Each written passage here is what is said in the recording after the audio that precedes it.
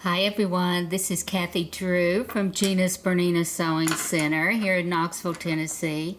I'm working from home today and I'm trying to do a little bit of maintenance and get things cleaned up. So I thought I would get my machine cleaned up and ready to do some embroidery today, and I just video it for you. This is my Bernina 700 embroidery machine, and this maintenance of course is going to work for all the 7 series machines, with the exception of course of the 730. But my bobbin case in this machine is yellow, so don't let that throw you. If your bobbin case is black, this is all going to be exactly the same. And I also had a lady tell me that she was having trouble getting her bobbin case in and out, so I thought maybe this whole video would help you. So the first thing I would want to do, I use an artist brush just so I can get in there a little bit further. You can still use your Bernina brush that came with your machine. And of course I have my Bernina Oil, and I've put it in one of these tubes with a really fine point, and I love using it because I can really direct that one drop of oil where I want it to go.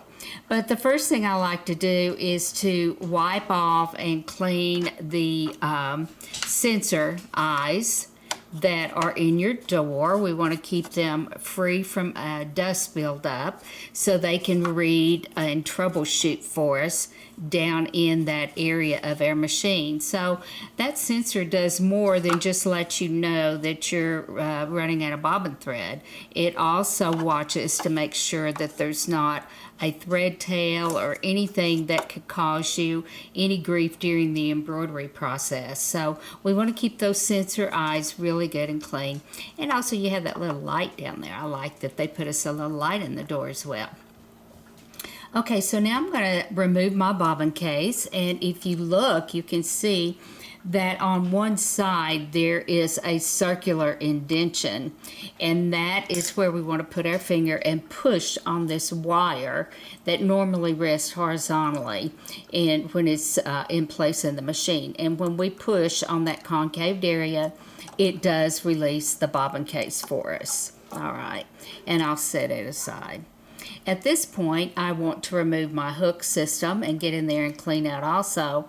On the left-hand side, you can see that there's a lever right here that will hold this portion in. And I'm just going to stick my hand in and pop the lever, and all of this falls down. And you can see immediately, well, maybe you can, I've got a little bit of lint and everything that I need to clean off and take care of this as well. So we want to keep everything nice and clean in there and not let an oily buildup of lint take over. I normally have a soft cloth close by also that I use to wipe things down. And then I'm going to reach in and grab the post and pull out my hook. And I always examine the hook, make sure everything looks good, that I've not got any oily lint buildup in the grooves around the foot. So just give it a good examination and wipe it off with a clean cloth. You can take your little brush and go in there and clean as well. I just like to keep everything clean. And then at this point, I check on the inside. And I don't know if you can see, but can you see right there? I have got a thread tail, a little bit of thread right in there. So I am going to get my tweezers and we're going to get that out. Now whenever you have anything like this in there, it's going to affect your stitching. And also, your machine may sound a little bit noisier. So if you hear a little bit more noise in your machine than what you're used to hearing, then by all means check to see if maybe you've got a little bit of a thread tail wrapped around there. I'm always, working so hurriedly that sometimes I don't thread correctly, and a little bit of that excess needle thread will get down in there and cause that kind of a problem. So I always want to make sure if I hear a noise that I'm not used to hearing, then I stop my machine and check in my bobbin area to make sure that everything looks okay down there. All right, and I'm just dusting this out, making sure it's nice and clean. And at this point, I'm ready to check for some oiling.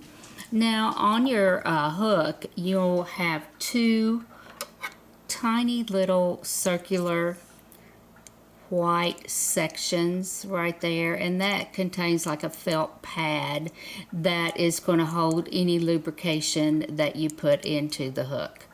Okay, and I'm just going to take my little pen.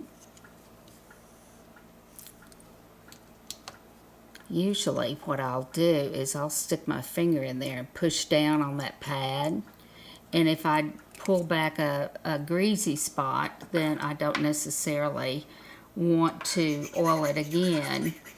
But if it's dry, then I will add a drop of oil. And I really don't squeeze the tube when I'm putting this in.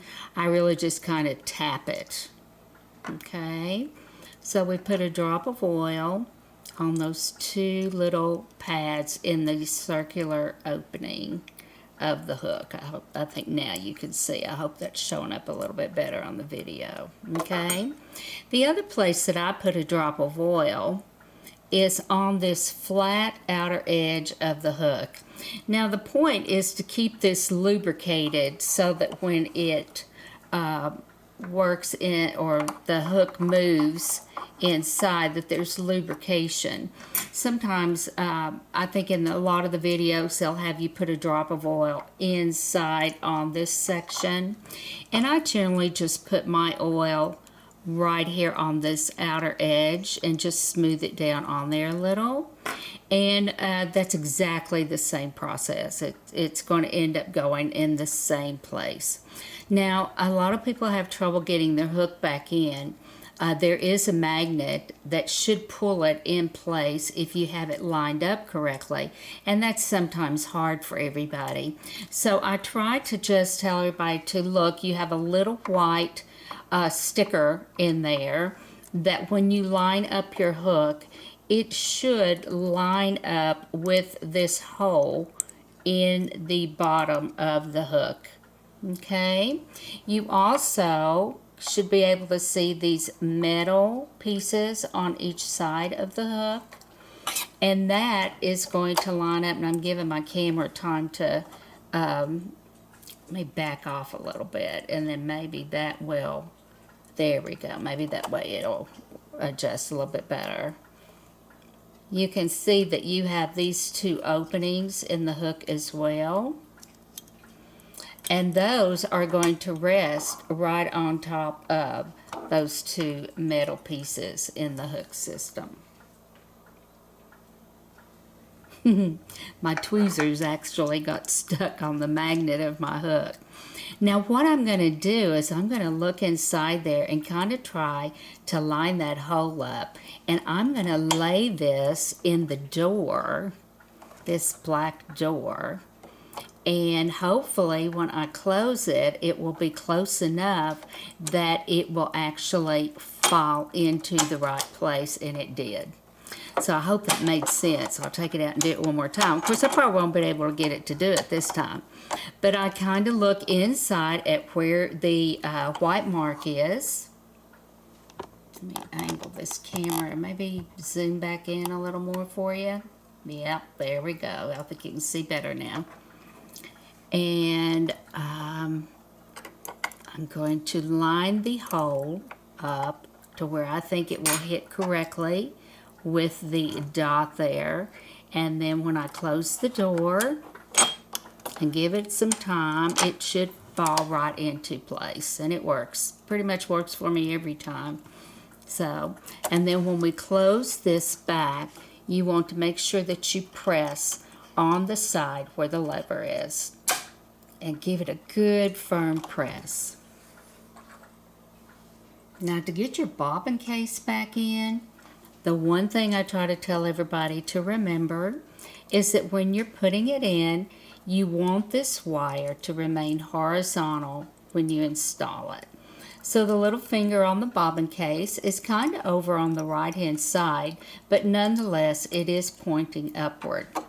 We're going to just hold the bobbin case, kind of set it in there, then use your fingers a little bit, make sure it's level, and push away from that inverted circle right there. You don't want to push there because that's going to release the hold.